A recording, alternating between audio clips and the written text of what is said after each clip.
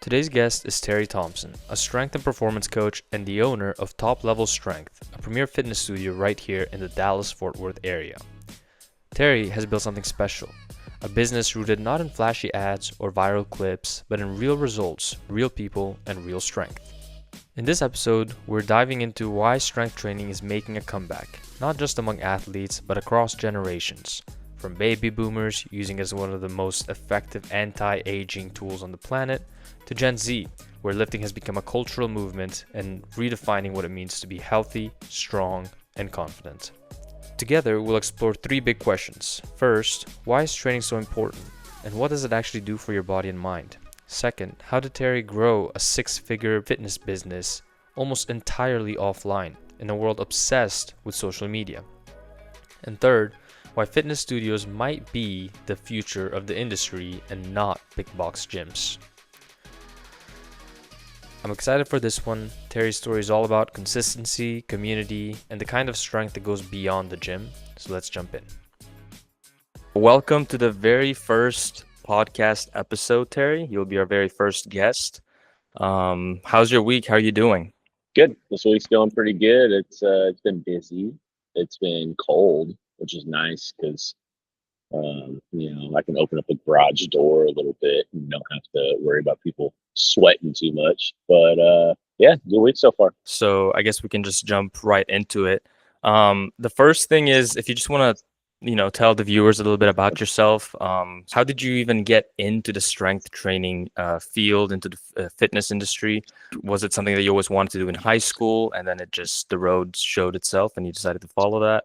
Yeah, no, it kind of started off, I guess I'd say, in high school. This isn't really ever something I saw myself getting into. Fitness was always just the pathway to better performance. So it started with baseball, which is the sport that I got really serious with in high school. And when I was younger, but you get serious, but it's serious, It probably didn't start truly until junior year when I realized that, just skill isn't going to take you so far. You need something else, because it's like you start in, you're 14 and everybody else is kind of maybe close to the same, like playing field. And there's some kids that are obviously up and down, but you're all right there.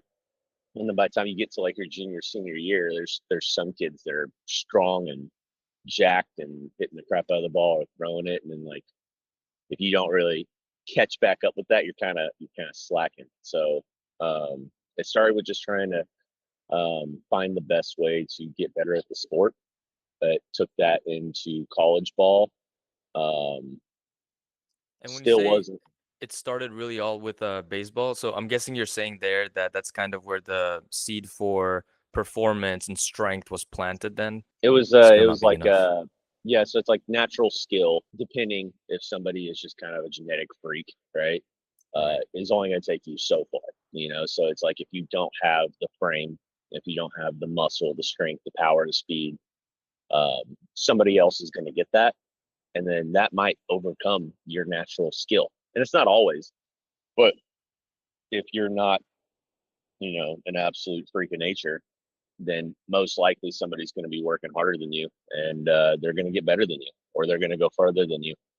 Um, so it's, especially with skill-based sports, or even like, heavy contact sports that still have skill involved. Like you need strength, you need power, you need muscle, you need speed, and you're not going to do that doing nothing. And So so when you got into college, I'm assuming by then you had already been training, kind of learning about the fundamentals of, strength training, weightlifting. Is that when it started, like kind of high school going into college? You kind of were already pretty aware of the fitness do's and don'ts? oh yeah, I felt like pretty well seasoned. I don't think you're ever really fully aware of like all the do's and don'ts. Like there's always a learning process, like I'm going to learn more 5 years from now and know more than I do now, and it's just going to keep revolving through. But yeah, I felt like I knew my, way around the gym. I knew my way around the lifts. I wasn't as experienced when it comes to like specific technique stuff. It was more just like meathead stuff, like just lift the weight, you know. It doesn't matter how it gets off the ground or it goes up, like just friggin' do it kind of deal. So there was probably a massive lack of inexperience or massive lack of experience with technique and just how the body's supposed to move. And I would say just, I don't know, functional knowledge. But for the most part, yeah. Right. I feel like for me at least when I was in high school, it was all about like the big three, right? Like bench, Yeah. squat, deadlift, and see how much you can like what your one rep max is. And I feel like everyone base your strength and athleticism on those three big lifts Oh, or yeah. one rep max. Yeah. So I, I was pretty blessed in high school though, because I managed to find a lot of good places. And don't get me wrong, I'm a full believer in the SPD stuff. You know, like I powerlift in my free time. Um, but starting off, I didn't have to deal in high school. You have a lot of like really, I'm not gonna insult them, but not the greatest strength coaches. You know, like okay. the school is gonna be able to. Usually, it's a coach, or if they can't afford a strength coach, they can't afford much. So it's you're not really getting the best out of it at most places. So you kind of have like a lack of knowledge or lack of experience, or it's somebody that's just gonna come in there and you're just gonna, meat hog a bunch of freaking weight around with no regard to form or technique, and it gets dangerous. But I was blessed enough to manage to find some facilities that specialize in sports performance stuff. So I was able to absorb a ton of knowledge of stuff really early on, which was really good. I think I started off at a gym as a CrossFit gym, but they did like a baseball strong variation. So I got exposed to a lot of Olympic style lifts, like the cleans, and you know, pretty much a lot of explosive style movements. And then from there, when I was probably 17, I started training at APEC in Fort Worth, which they do a lot with sports performance stuff. They're great. A lot of pro athletes, college, high school, all levels. Good stuff, you know? So when high school came to an end and you had to get ready for college, you mentioned earlier that you weren't really sure if like you would see yourself becoming a fitness business owner basically. So Yeah. how does that even would you get into college? Like what do you think you were gonna do? And then how did you manage to switch your career path up? So when I was in college, I kind of had a one track mind. Um, in my head, I'm like, I'm playing professional baseball, like, and it was a little delusional, I was, and sometimes, a lot of people do that. You think you're better than you actually are in your own head, or, you're trying to fake it till you make it kind of deal. And that was in my head is I'm not doing anything but playing pro ball. I'll figure it out when I'm done. So coincidentally, one of the easiest degrees, at least in my head, to get just because it was already something that I've been exposed to quite a bit, and it was something that came easy was exercise science. So, you know, I didn't have any problem getting that degree, and I was like, hey, this is easy. I could go get a business degree, but that's going to require effort in my classes. And I'm just like, it's just, it's what most athletes end up doing because they're exposed to it as exercise science. And uh, yeah, I started off there. Um, didn't think I was going to do anything of it. And then closer to the end of my baseball career, played with injuries and surgeries and just a lot of issues, and realizing like, hey, this isn't really going to happen the way I think it is. I started just trying to re-gear the way I thought in my direction. So were the injuries and surgeries a result of basically poor lifting form or So there's a little mix of both. It's I think I attribute it to two big things. One was poor throwing mechanics. So that's something I dove deep into for a while. Was like, hey, like how to get the body to move properly pitching, because I was a pitcher in college. Um, and poor throwing mechanics will tear your body up, especially your shoulder, your elbow. For me, I had TOS, so I had a lot of compression on the nerves going into the shoulder, and it was causing like my whole elbow all the way down to my hand to go completely numb. oh wow. Um, and then I had a labrum tear, but that was even crazy. So Yeah, I had a few friends back in high school and they also described the pitcher's elbow. And then Yeah. I did some research and just saw the slow-mo of like a professional pitcher trying to throw, and it's like their arms are like bending in ways that you don't think it's possible, and it's Fully torqued at like full velocity. It's crazy. yeah, yeah, yeah. So is that, I'm guessing, a very common thing then, right? Just Yeah. injuries on elbows if you don't have proper form. Mhm. And then that's kind of what led into the other side of things, which I do think was like poor, maybe not lifting mechanics, but poor lifting knowledge. Growing up, I was pushed very heavy as a baseball player to not do super heavy upper body. Like, hey, you can push some back stuff, but don't do any heavy push movements. Don't do any heavy shoulders. You can do like your eyes, your T's, Y's, and I's, which is like the 5 pounds, 2.5 pounds, and like you can maybe do some light shoulders. But don't go heavy on the upper body, right? And then I start actually learning the science of like how the body works with pitching and even just that whole sport and how much stress throwing puts on your pecs, on your shoulders. And then the thought process is, why are you not strengthening that to handle that stress? So uh, I think that also plays a huge role to where it's you kind of nurse and baby what you plan to use. In reality, you need to put that through the ringer, strengthen it so that that stimulus that you're going through when you're throwing 100 pitches, 70 pitches, and you're throwing up 90 to 100% effort doesn't tear it to shreds.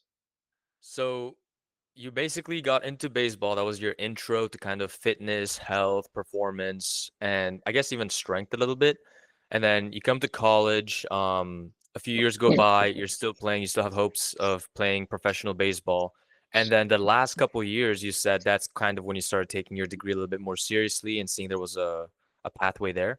Well, honestly, not really, man. This is kind of embarrassing to say, but I didn't see a pathway through fitness until I graduated. So I never really didn't take my degree serious. Like I think I had like a 3.9 GPA or something like that. But it's exercise science. And no offense to a lot of the exercise science programs, um, they don't they get specific in some stuff, but they don't.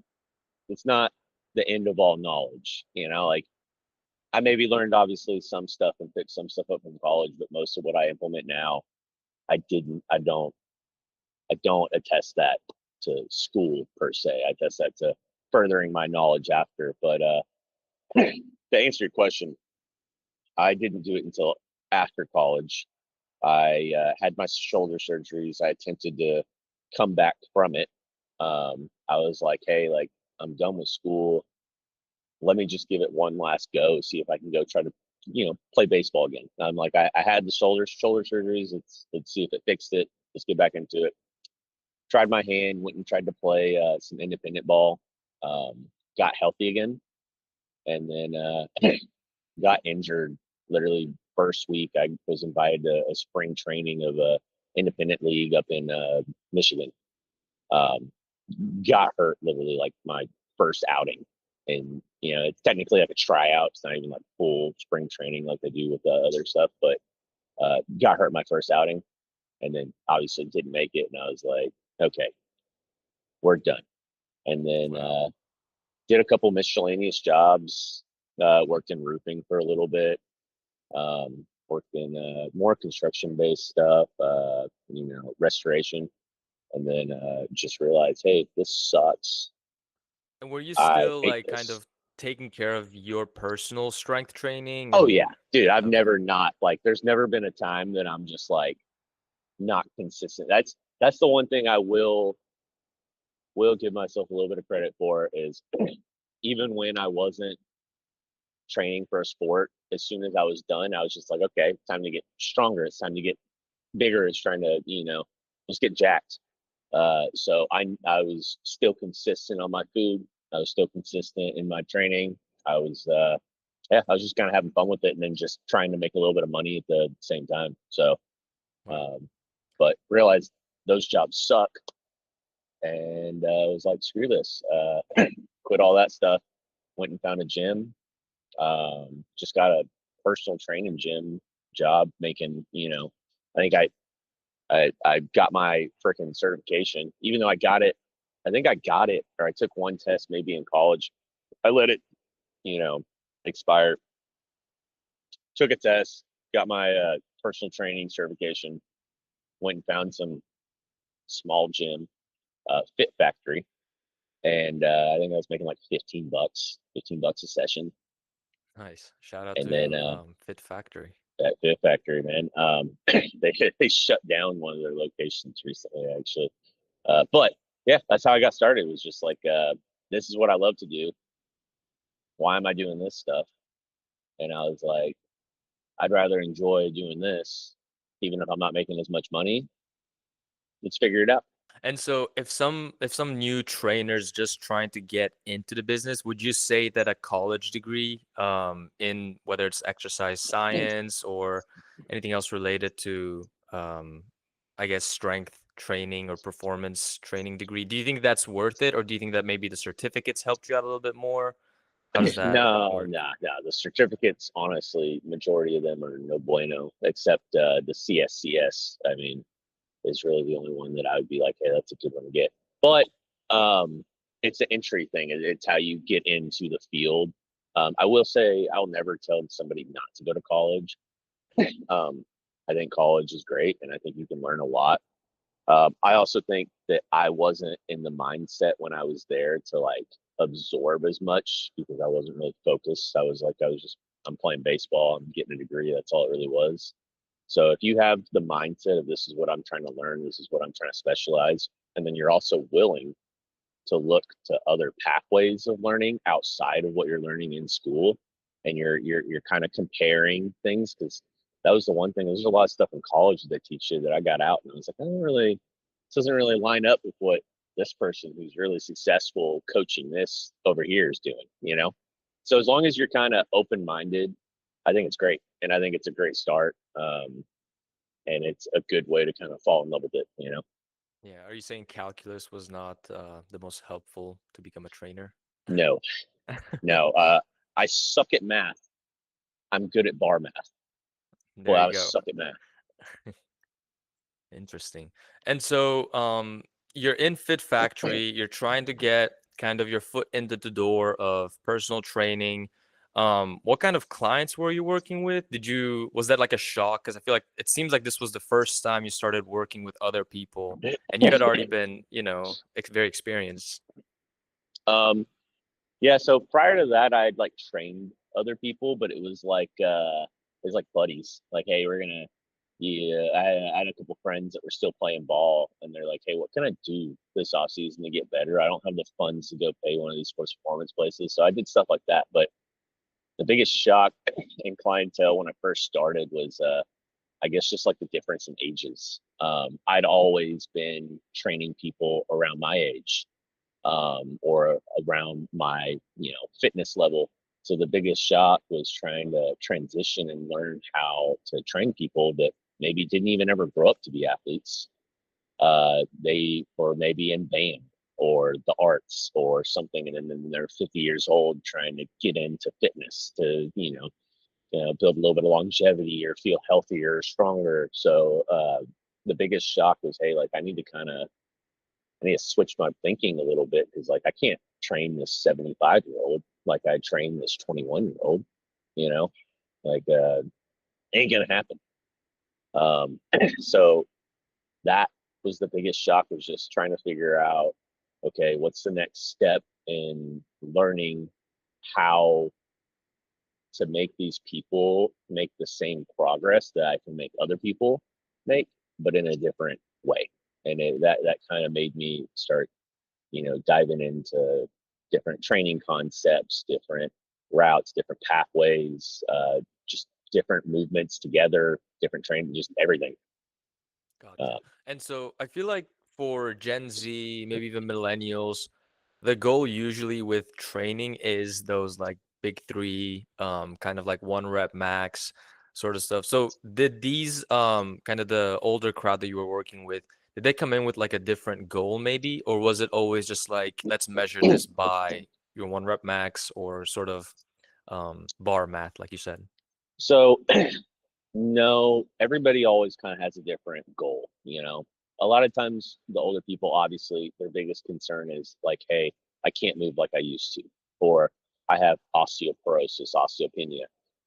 You know, I have a bone degenerative disease going on. I don't have as much energy. I'm weak.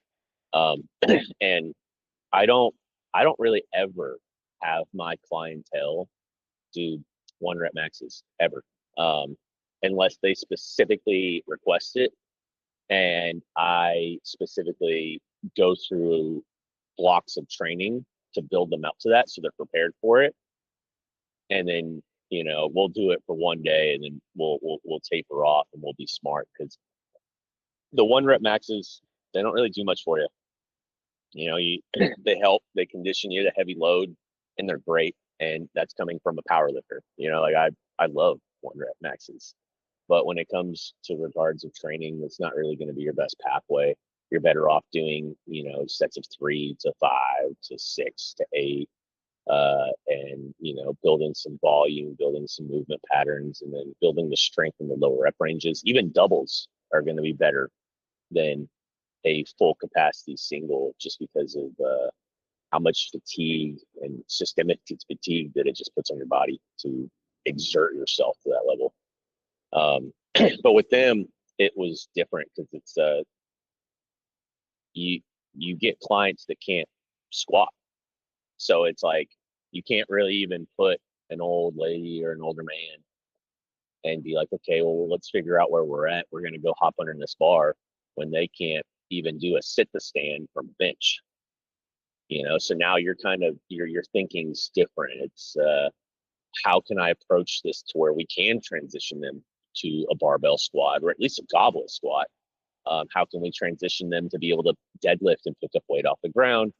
And it's you kind of switch the goals from like, hey, what's the heaviest weight we can lift, to like, what's the best way we can move? What's the best route to make them, you know, stronger? Um, Interesting. So you're basically saying, with older clients, you kind of have a different process, you have different workouts, etc. So I'm guessing most of the older crowd kind of uses sort of machines instead of free weights. Oh heck No? no, no. Oh wow. We so I love machines. Okay, and I have some machines in my gym, and don't get me wrong, there's more that I want once I, you know, am able to spend the money on the fancy stuff. But the goal with them is to get them to be able to do those compound movements. And yeah, sometimes the machines will help them get there, but I would much rather challenge their balance, challenge their coordination, challenge just them in general. So it's like, if somebody can't barbell squat and they can barely do, you know, a squat to a bench, then what we're going to start off is we're going to do 3 sets of 5 squatting to the bench. You know, all of a sudden 5 reps is easy. We go up to sets of 8. You know, maybe we add another set, 4 sets of 8 squats to the bench. All of a sudden those get easy, and we transition them down. We lower the bench, or we do a box with a pad, so they have to go down to close to full depth. Once that gets easy, we add a little bit of weight. They hold the weight. They're doing a light loaded goblet squat. And then before you know it, over time, and it varies time frame person to person, but over time, all of a sudden they're under a barbell. And don't get me wrong, I don't take them to the 45-pound barbell. I have like technique bars that they're 15 pounds, or they're 8 kilograms. They're like 16, 17 pounds, but not everybody knows kgs, so 15 pounds. Yeah. Well, that's cool. So your goal really is to just get them up to standard with kind of the bigger compound lifts. Mhm. Is there a reason why you or anyone would want to focus on compound lifts over some isolation stuff, specifically for strength training? So you want a combination of both, right? Like the isolation lifts are great for targeting certain muscle groups, so the compound lifts are going to be your overall strength. It's when everything is kind of involved, everything has to be recruited to lift up. So you want to be able to isolate some of those muscle groups and strengthen them so that your compound movements then can be a little bit better.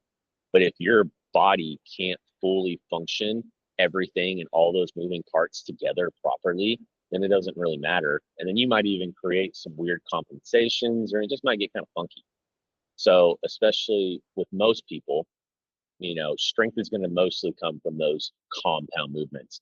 I don't really, this is probably controversial, but like, I don't really consider it true strength when somebody's able to like quarter rep a leg press with like 10 plates on each side, but they can barely do a full, depth squat with 225 or 315. Gotcha. Like, Gotcha. is that really true strength, or is that just you got good at the leg press? Yeah. It's And not transferring over. yeah. And it seems like for compound exercises, there's so many more kind of like stabilizer muscles that you might not ever get a chance to hit during those isolation Hmm. exercises. Yeah. And do you see like injury kind of peaking around whenever people decide to skip those compound exercises and decide to focus on vanity lifts, vanity numbers? Um, I don't know. I don't know if I have an exact answer to that.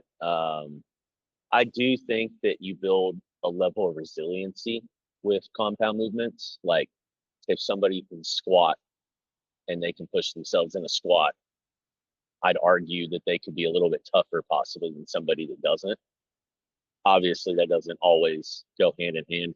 And there's a lot of people that build very strong bodies, never squatting, never deadlifting, doing different variations. It's just, it's in my opinion the best path, you know. So it doesn't mean that there's not other paths. There doesn't mean that there's not other routes to get there. And I don't know if there's necessarily an increased risk of injury not barbell moving. If anything, people would argue that the barbell movements have a higher risk of injury because of everything involved. Um, my argument to that is that if you're doing it properly, then you're fine. You're going to be okay. You're never going to completely mitigate the risk of something going wrong. But if you're putting yourself in the right position, you're going to be okay. And you're probably going to become, stronger and tougher because of it. But there's different paths, there's different routes. Everybody kind of, I, I think that's hard because this is what I love. This is what I think is the best pathway forward. And if somebody doesn't enjoy this, but they'll enjoy something else, and that's what's going to keep them exercising, keep them in, health, Right. healthy fitness, And that's what then matters, right? yeah, Just exactly. consistency. Yeah, like And what do you think about one last thing? So we talked a little bit about compound exercises, isolation. What are your thoughts as a strength coach on body weight exercises? Do you love them. love them? Okay. Oh yeah, oh yeah. Pull-ups, push-ups. Um, you know, high volume. Let's just burn our legs out like heel elevated goblet squats, but let's just not even hold weight. Let's just pump them out, sissy squats.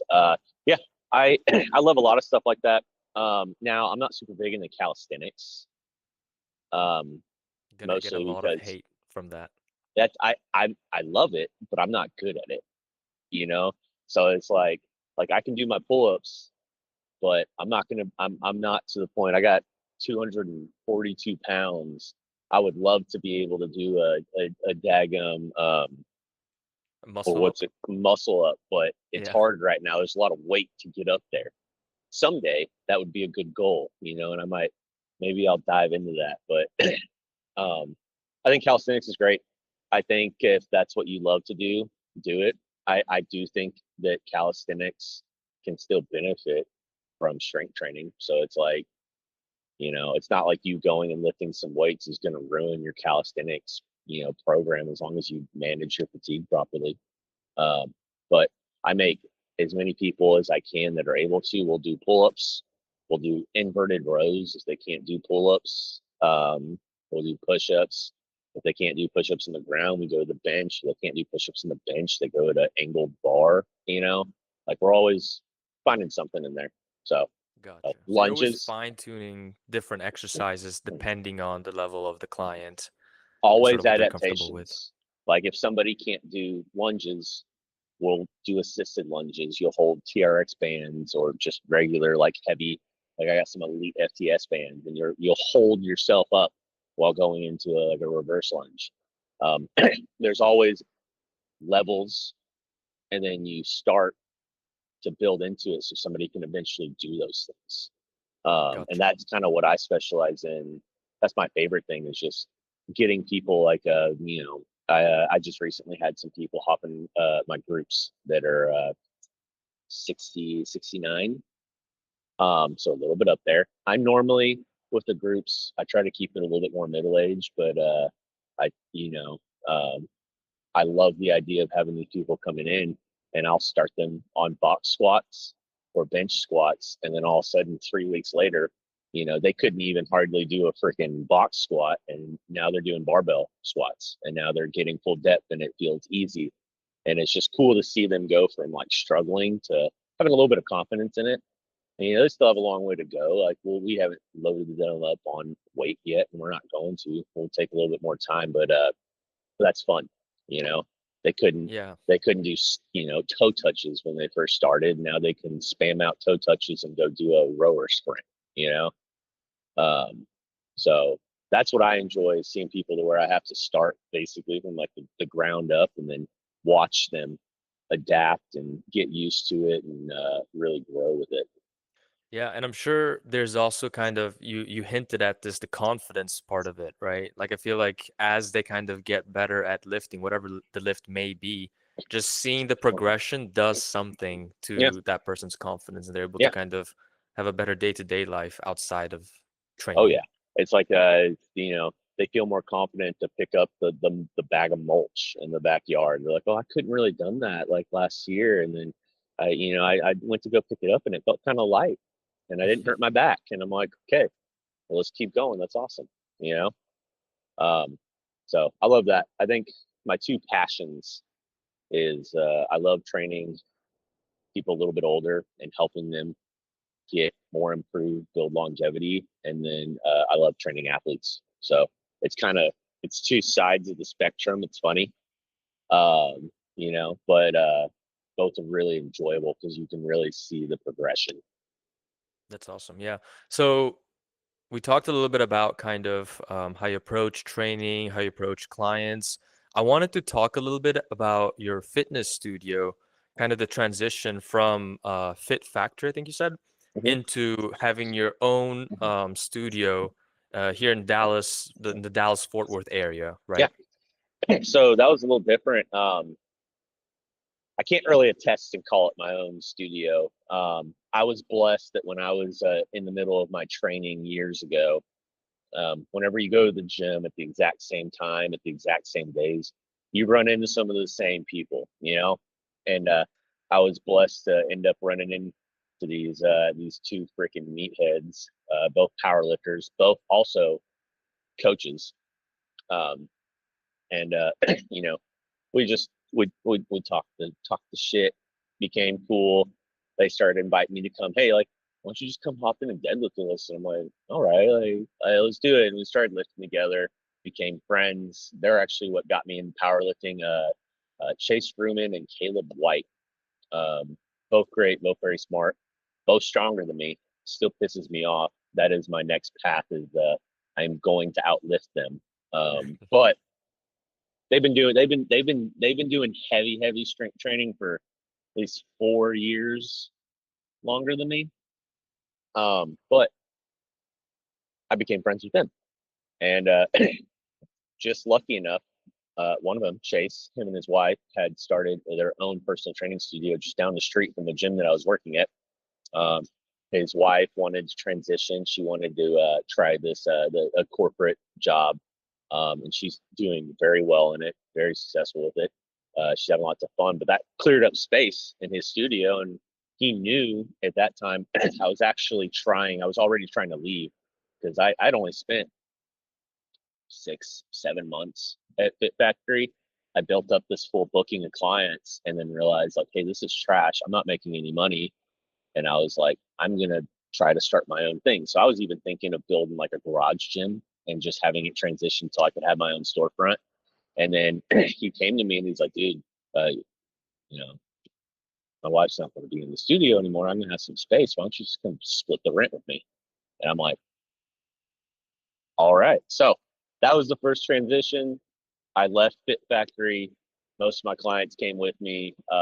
Bless them, they're amazing. One thing about that, I know that a lot of like big box gyms have contracts where they can like penalize you if you bring clients on to your own thing. Did you face any issues with, and we can cut this No, off if you don't want to talk about it. no, you're good. Not necessarily, man. Like there might be some that have some contractual stuff. I never signed a non-compete, and that's what you're kind of thinking is like non-competes. Now, if I was like actively poaching, maybe they could pursue legal action. But all I did was leave. They just follow. I didn't say, when I told people, I just told them, hey, I'm leaving. I'm going here. I'm gonna miss you. You're welcome to follow me if you wish. If not, no hard feelings. We can still keep in contact. I still want you to be training and building up, right? Most people still came with. I obviously not everybody, but um, non-competes don't really hold up, even if you do sign them in the state of Texas. Typically, I these did big not know box that. gyms, typically these big box gyms will have you sign a non-compete, and I don't even know if it's still a thing anymore, but they always put something ridiculous in the contract, like, hey, you can't do this within 50 miles. And legally, when it actually goes through, it's like a scare tactic.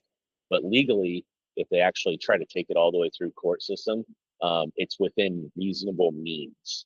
So it's like it can't be a contract to where you now have to move somewhere else, or now your commute turned into 50-minute drive because of that contract.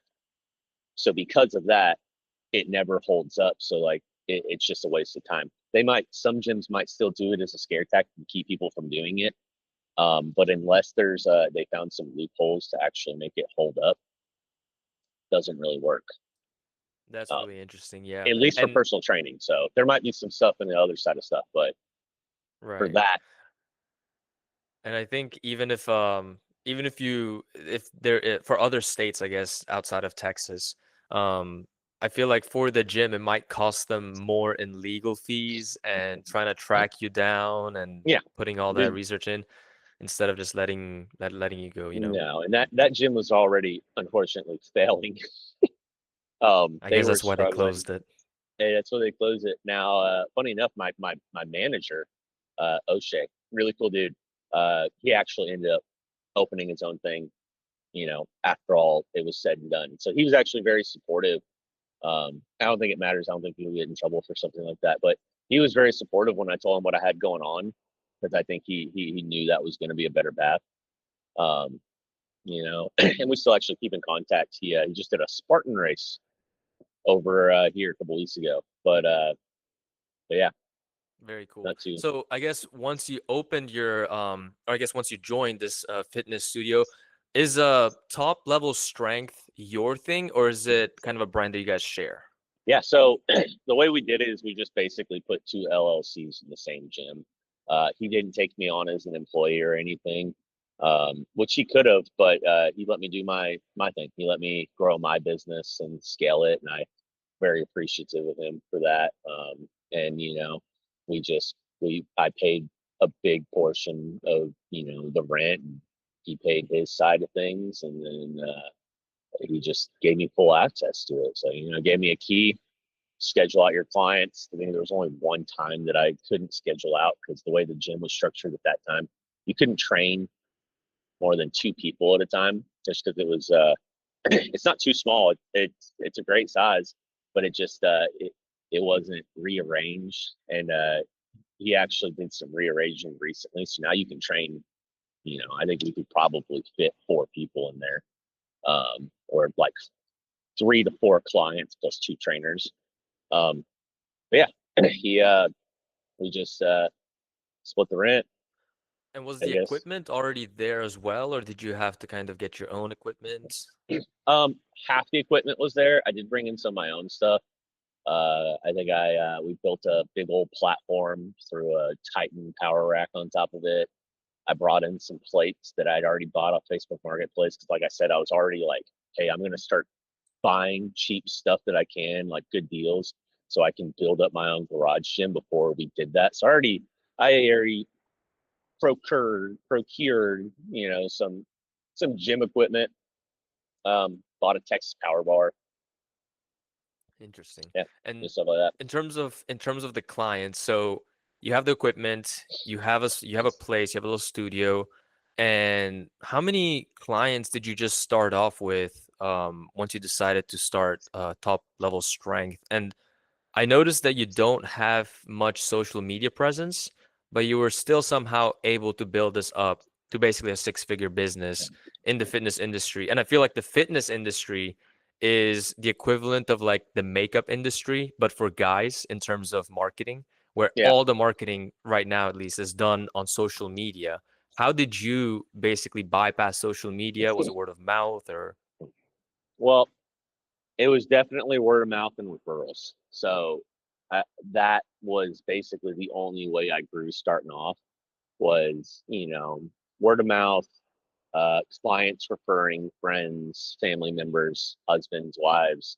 Um, that was the only way I grew at first. Right now, I will say I am doing the social media thing. I'm trying to get a little bit better at it. It's a struggle. I need to get improved, but yeah, man, biggest thing was just word of mouth, dude. Like, and honestly, I still find now, with doing some of the social media stuff, I find the word of mouth referrals to be a little bit more consistent of clients usually than just some of the people that just popped up into the gym or found the website or the Facebook or the Instagram. And that might change. That's just probably my experience right now. But a lot of times it's like with the referrals, with the word of mouth, it's you already kind of know somebody. You already have a connection. It's a lot easier with personal training, at least. A lot of it is being able to connect with the client. The more you're able to connect with the client, the better they're going to listen to you. The better they listen to you, most likely the more progress they make. The more progress they make, the more likely they're going to stick around.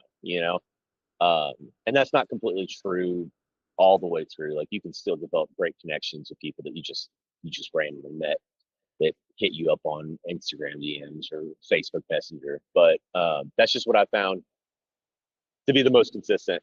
But starting off was definitely all word of mouth, all referrals, and then also majority of it, dude, was just the people that came with me that I already built from a previous gym, which I don't know if that counts as cheating or not, but it worked. So Well, yeah, I mean, it seems like you had already built kind of trust with a lot of people. And I feel like for, strength training or anything related to fitness, word of mouth really does go a long way because the friends and families that your clients are speaking to, they can see the difference, right? mhm. Like you see somebody and then 6 months later, they lost a whole bunch of fat, they seem happier, more confident. So, Stronger, a little bit more muscle, they move better, just all sorts of things, man. Yeah, no. Now, gotcha. I will say, I do think in order to continue growing, I am going to have to break into that little bit more of that social media presence, but I'm really not looking to do much online coaching.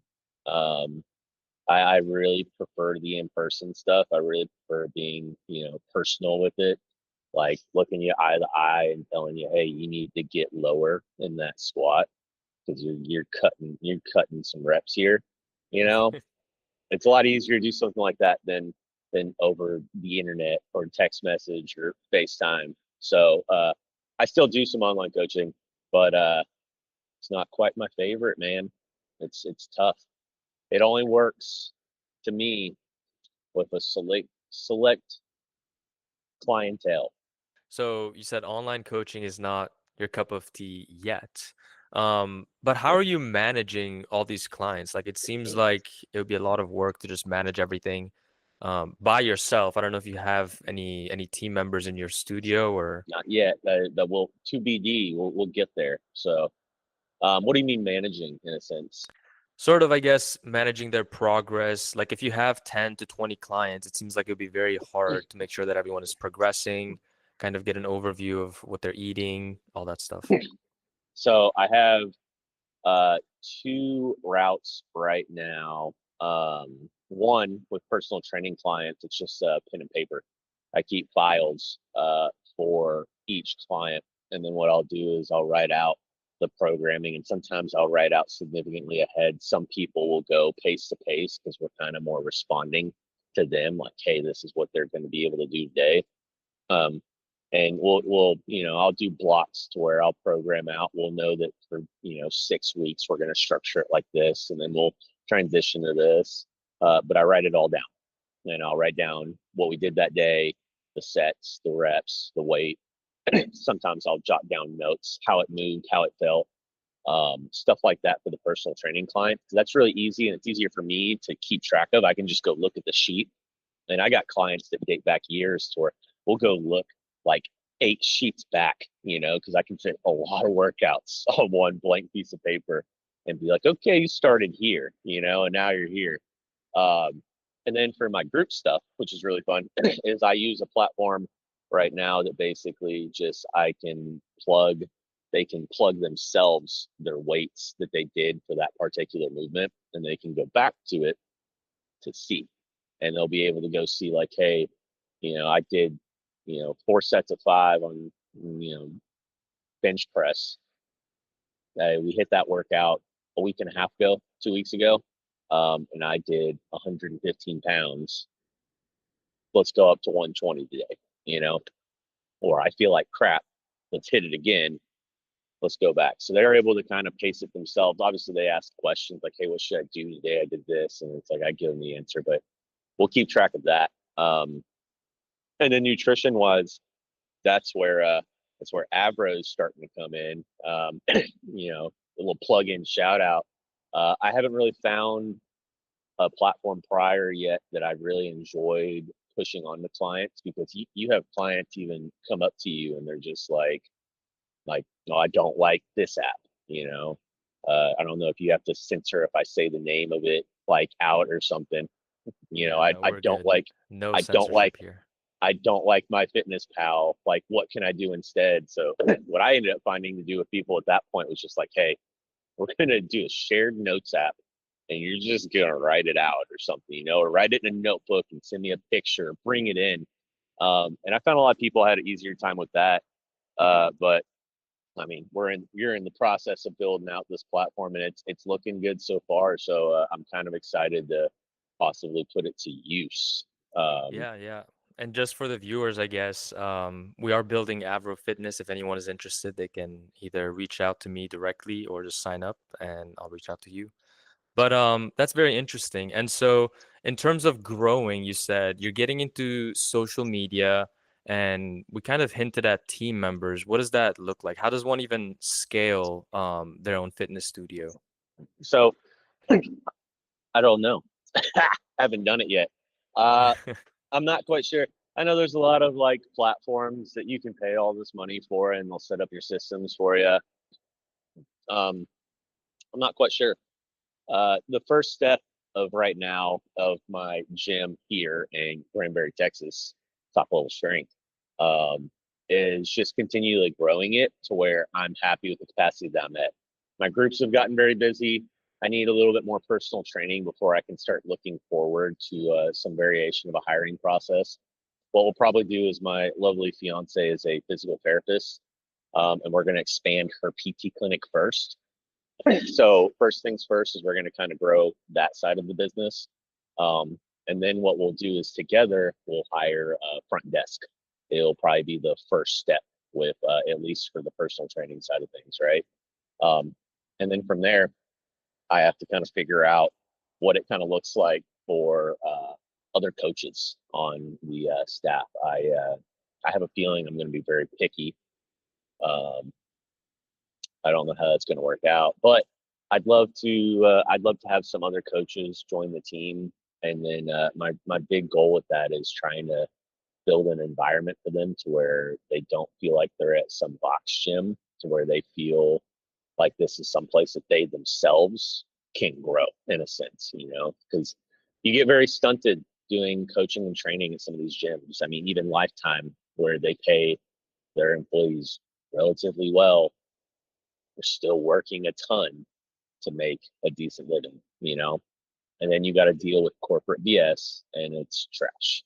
So Right. my thought process is whenever I can have the chance and the capacity to hire a new coach, and then hopefully coaches at some point, that I can just build an environment and a system, that they can continually feel like it's a little bit more independent for themselves. I'm still going to probably try to put in place some teaching and coaching goals, stuff that I like to implement. That way, everybody is kind of very meshed together. But I also I like having a little bit of difference in opinions on some stuff because it creates conversation, and that conversation can create growth. You know, Right. so as far as that, I don't know, man. That's the farthest I've gotten so far. We just opened this place up in Granbury 6 months ago, so not quite there yet, but Right. uh, to be determined. We're getting there. But first Awesome. steps first is definitely expand the PT clinic from a small office to hopefully a full scale setup. Gotcha. I know we're out of time. Do you have maybe like 15 more minutes? I just wanted to ask a little bit about kind of Yeah, how the dynamic. Okay, cool. go So, for it. um, yeah, so you mentioned now your fiance is also into the fitness industry. Hmm. How has that been in terms of like dynamic of I get the gym at this time, you get the gym at that time, or Luckily, great. We haven't had any issue. Because we're our own bosses, we set our own schedule. Because of this space that I grew into in Granbury, which is close, not quite twice, but almost twice the size of the studio that I was working with in Colleyville. Um, you know, we have a lot of space, so there's a lot of moving around. She'll set her schedule to where she's willing to take her clients, and she's built up a pretty decent sized booking of PT clients. But And do you guys kind of have like a funnel almost where people come in for physical therapy and then they also find the strength oh training yeah, and that kind of feeds onto it, itself? so that's what great. It's like a it's the symbiotic relationship or something. It works together. No, people if they get injured in their head, they have reoccurring like I have some clients that they didn't get injured training with me, but they have reoccurring issues from like past knee surgeries or something. So hey, just go see Abby for a little bit. All of a sudden, she works on them. They feel better. They can push themselves harder in the training side of things. Same thing with her. People come in, they realize that they need some variation of continuing training. They hop in. Uh, Now, her specialization is a little different. She's not like outpatient. She is what you would consider a little bit more sports performance. And obviously, she does really well with like post-op stuff. She kills that. She does great. But her specialty is return to sport. And return to sport is kind of a broad spectrum. It's not just actual sport. It's basically like return to high performance. So that can look like a bodybuilder, a strongman, a power lifter, CrossFit, actual sports, football, baseball, basketball, swimming, or just general health. Is it kind of falls into that umbrella of like, hey, like I can't go for a light jog like I used to because of this pain. How can I fix this? And then she'll get them running a marathon, you know? So it's like that's kind of her biggest transition is with typical physical therapy practices in most outpatient clinics. And it's not really their fault. We can blame it on the insurance system, but they they cap you, they make you feel good, but they don't have that transition. So there's a gap. They don't go from like PT and they can't automatically hop into training. They have to remember that there's a transition from that.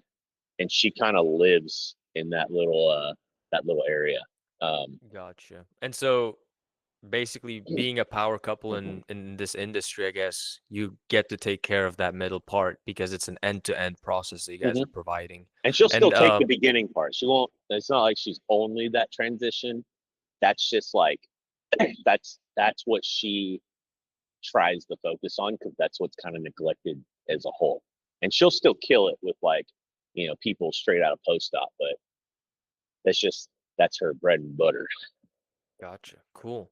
Well, that's pretty much all the questions that I had. I feel like we got a good origin story from you, learned a little bit about what you're building here. Is there any way people can find you, or top level strength if they're around the Dallas Fort Worth area? Yeah, yeah. Top level strength right now in Colleyville, just Tuesday, Thursdays, and then it's kind of South Fort Worth, but my actual main setup is in Granbury, Texas, technically Acton. It's about, if you're kind of in like the South Fort Worth area, it's probably about a 30-40 minute drive south. Um, but this is my main setup. So this is my little baby. I'm excited. I just got a competition rack. So Nice. we're building, we're growing. But Very yeah, cool. toplevelstrength.com. Uh let's see, I think my Instagram is like top level strength Texas. Let's see, Gotcha. And I'm so we'll bad at link that. all those. Yeah, if you're gonna Yeah. get into social media, you gotta get your links ready to go, like Yeah, man. in I know quick memory. I do. I'm so bad with that. Yeah, it's like top level strength TX. Top level Gotcha. strength Yeah, no Facebook. worries. We're gonna link all of the website, the Yeah. Instagram in the description so people will be Oh able yeah. to find it. Yeah, Cool. Well, I'm not good with that. yeah, thank you so much, Terry, for your time, and thank you to the listeners for listening, or if you're a viewer, for viewing. Well, I And appreciate you, man. Thanks yeah, for having me on. This is fun. Enjoyed it. yeah.